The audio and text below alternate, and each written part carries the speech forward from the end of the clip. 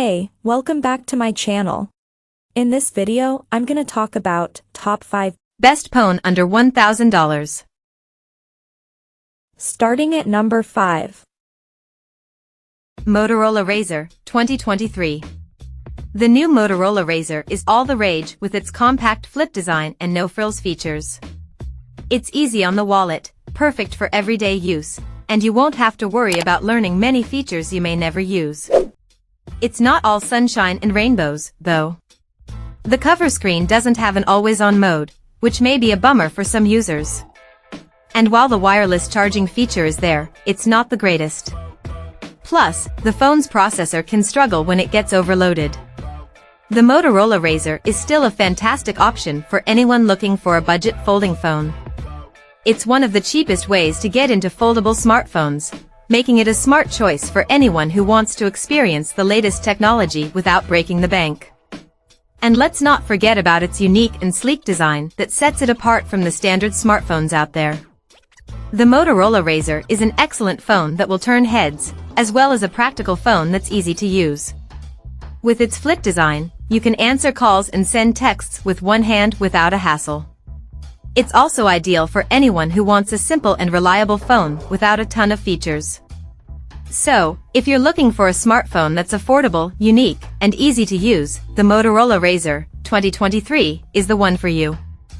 It's perfect for anyone who wants to experience the latest technology without spending a fortune. Coming at number 4. Samsung Galaxy Z Flip 5. If you want a foldable, but prefer something smaller like a flip phone versus a foldable tablet, then the Galaxy Z Flip 5 is the better choice for you. And this time, Samsung has made the Galaxy Z Flip 5 much better than its predecessor in one very important way. With the Z Flip 5, the biggest improvement is the cover display.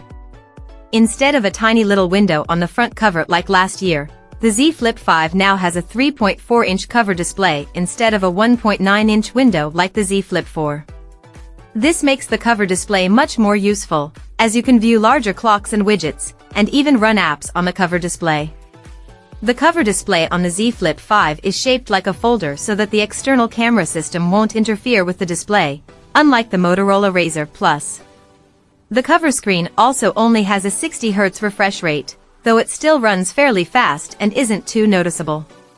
The main screen of the Z Flip 5 is a 6.7-inch dynamic AMOLED display with 2640 by 1080 resolution and a smooth 120 Hz refresh rate. Like most Samsung phones, the inner display is beautiful, with vibrant colors, sharp text, and smooth scrolling and animations. But the crease is very pronounced, especially when compared to other flip phones like the Razr Plus, where it's barely noticeable. Cameras on the Z Flip 5 are pretty similar to the Flip 4, with just a 12MP main camera with f/1.8 aperture and optical image stabilization, plus a 12MP ultra-wide camera with a 123-degree field of view. However, there are some improvements overall, like better color reproduction. Samsung also added a clear lens coating that will help prevent lens flares in images, and the selfie camera has a slightly larger sensor. The Galaxy Z Flip 5 has the Snapdragon 8 Gen 2 for Galaxy chip inside, along with 8GB RAM and 256GB or 512GB storage. This means that the Z Flip 5 is fast, and should be able to handle pretty much anything you throw at it. It comes equipped with Android 13 and Samsung's One UI 5.1.1 out of the box. As far as battery life goes, it's pretty average. It has a 3700 mAh battery like last year's Z Flip 4, which means about a day of battery life with heavy use. The phone supports 25W fast charging, 15W wireless charging, and 4.5W reverse wireless charging. At number 3. Samsung Galaxy Z Fold 5. If you want a phone and a tablet in one, then you can't go wrong with the Samsung Galaxy Z Fold 5. Now in its 5th generation, the Galaxy Z Fold 5 boasts some great improvements over its predecessor, making it not just a great folding phone, but an excellent smartphone in its own right. While the Galaxy Z Fold 5 does not look much different than the Galaxy Z Fold 4 before it, Samsung has made some nice improvements that affect the overall usability of the foldable. The new flex hinge allows the phone to not have a gap when closed, unlike the wedge-shaped gap that was found on the Z Fold 4. This means less debris can get into the inner screens, and it feels better and more ergonomic to hold and use the cover display. Though Samsung did not change the tall and narrow form factor when the Z Fold 5 is closed, the flex hinge and the gapless design make it a bit more comfortable to use the cover display. Speaking of displays, the Z Fold 5 did not change the screen sizes, so you still have the 6.2-inch, 2316 by 904 pixel resolution cover display and 7.6-inch inner screen with 2176 by 1812 resolution. Both have 120 Hz refresh rates as well, so everything looks fantastic. The flex mode when watching videos even shows controls on the lower half of the screen, which is convenient. Despite having pretty much the same camera system as the Z Fold 4 with 50MP main, 12MP ultra-wide, and 10MP telephoto sensors, the Z Fold 5 does make some improvements over its predecessor. You'll still have super saturated photos in bright sunlight, but if you don't take photos in harsh sunlight, the photo results appear much more natural and realistic than before, even with the ultra-wide lens. The optical zoom is also improved, with more details, better color balance, and accurate exposure. However, the camera isn't perfect. It struggles with focusing up close in 1x or 3x mode, and low-light scenes may provide some trouble. If you want the absolute best camera on a Samsung phone, then you should go for the Galaxy S24 Ultra instead. The Galaxy Z Fold 5 uses the Snapdragon 8 Gen 2 for Galaxy chip and has 12GB RAM, along with your choice of 256GB, 512GB, or 1TB internal storage. It ships with Android 13 and Samsung's One UI 5.1.1 installed, and there's plenty of power to handle pretty much anything you need with ease. The taskbar is great for multitasking, and it now can show up to 4 recent apps instead of 2. You can have 3 apps plus a floating window at the same time, so this is a great device for power users. Though the Galaxy Z Fold 5 has about the same battery capacity as its predecessor, it gets a little more life out of a single full charge, thanks to its more efficient processor. In our tests, we still ended up with between 35% and 50% battery by the end of the day. It's not a 2-day phone, but it definitely has more than enough endurance to get through a day with heavy use. The Fold 5 also supports up to 25W fast charging, so with the right power adapter, it takes about 80 minutes to fully charge. With a slower charger, it could take up to 2 hours. The Galaxy Z Fold 5 also supports the S Pen, and Samsung created a brand new S Pen specifically for the phone, called the S Pen Fold Edition.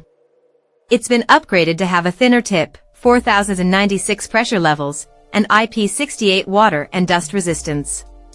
Unfortunately, you don't have a slot on the Z Fold 5 to store it. You'll need to buy a case that supports holding the S Pen.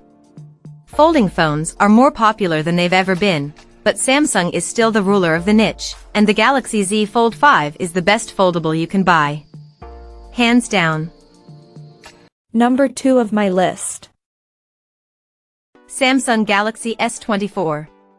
The Samsung Galaxy S24 is a great phone, but most of what needs to be said about it can also be said about the Galaxy S24 Plus, which we've discussed in greater depth above. Feel free to refer to that section to see what's great about the Galaxy S24's design, cameras, and processor, as the smaller model is exactly the same as the larger one in those areas. But there are some places where the two phones diverge, and the biggest of those is, unsurprisingly, the size.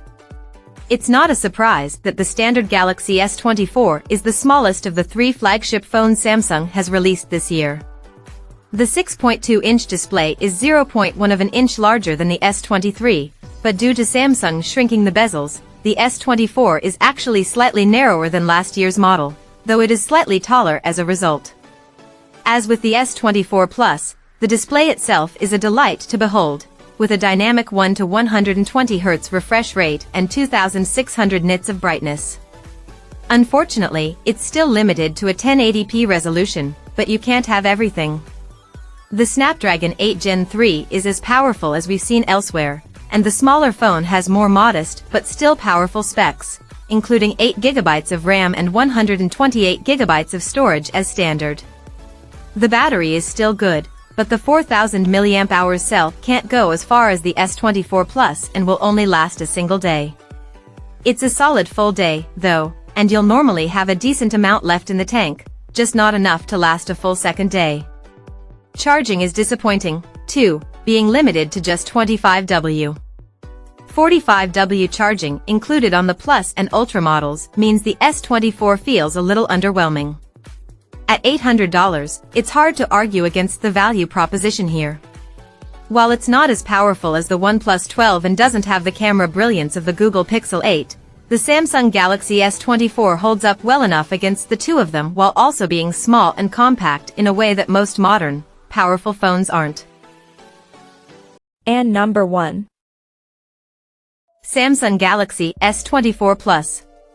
You'd be forgiven for expecting the S24 Ultra to be the shining star in Samsung's 2024 range, as so did we, but it's the Samsung Galaxy S24 Plus that really stands out when it comes down to it. It's big, it's powerful, and it's beautiful. The Samsung Galaxy S24 Plus is the Android smartphone to buy if you're looking for a big display. The design hasn't changed much from the previous generation, but what has changed has been for the better. The new flat sides make handling the phone much more comfortable, and they add some additional design flair. The display has increased in size too, up to 6.7 inches, and it's seen a boost up to a 1440p resolution. Samsung makes some of the best phone displays around, and the S range is the place to experience this. The dynamic AMOLED 2X tech is utterly gorgeous, with a 1 to 120 Hz dynamic refresh rate that's smooth when it needs it to be and ratchets down the refresh rate when it's not needed. It brightens all the way to 2600 nits, too, so it's bound to be easily visible even in strong sunlight. We're once again playing with the Snapdragon 8 Gen 3, and it's as good as it has been in all the other 8 Gen 3 equipped phones on this list. Suffice it to say it's fast and unfazed by anything you're likely to throw at it. The S24 Plus also comes with 12 GB of RAM as standard with 256 GB of storage. The big new addition here, though, is the much-trumpeted Galaxy AI. In reality, it's a mixed bag, with some good options, the magic editor-like edit suggestions, and some terrible ones, the message tone change suggestions. Ultimately, they're a bunch of small tricks that you're likely to use a few times and then forget about entirely. Samsung's cameras tend not to disappoint, and that's true here.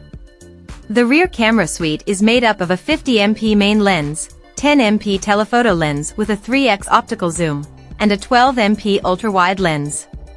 It takes excellent shots, and Samsung has successfully balanced its saturation issues this time around. While the pictures are still on the more vivid side of realistic, it's nowhere near as unrealistic as they used to be. Movement is its Achilles heel, though, with many stills being ruined by a moving subject. But even with that taken into account, it's a great camera system. Battery lifetime, and it's another triumph. 2 days on a single charge isn't outside the realms of possibility, as the 4900 mAh battery really goes the distance, and even heavy use should easily last to the end of the day. Charging is slower than OnePlus's phones, but what phone isn't? 45W fast charging is respectable enough, with 15W wireless charging and 4.5W of reverse wireless charging. The Samsung Galaxy S24 Plus is definitely on the more expensive side of this list, with prices starting from $1,000, but it's a small price to pay for a phone this good, especially when Samsung has announced 7 years of updates. Flagship phones have the chops to last longer than cheaper phones, so this could be a very good investment. Check out this video description for latest price and more informations. Thank you for watching this video. Please subscribe and stay tuned.